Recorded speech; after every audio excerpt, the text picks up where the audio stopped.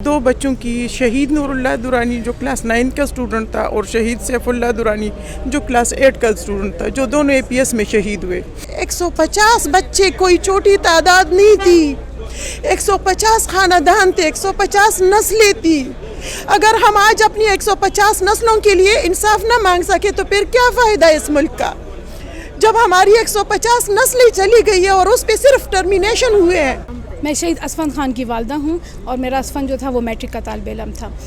یہ آج 1 سال کے بعد تقریباً ہمارے اس APS کے ثانیہ کے کیس کی سماعت ہوئی ہے، اور اس میں جو ہے وہ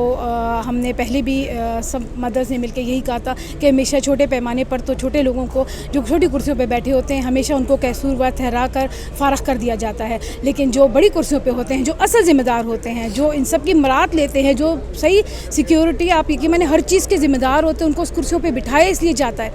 وہ اپنی ذمہ داریوں سے ہمیشہ فارغ ہو جاتے ہیں یا ان کا نام کبھی بھی نہیں آتا۔ تو اس دفعہ جو ہے ہم نے سپریم کورٹ میں جج صاحب کو یہی